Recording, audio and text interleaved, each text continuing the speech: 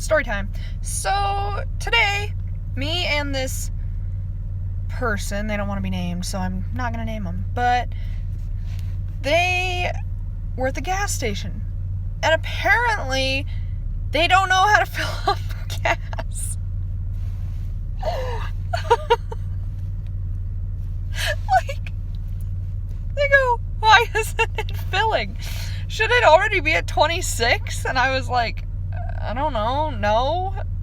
And I look at it, it's not moving. It's from the previous car was 26. They forgot to push which gas they wanted.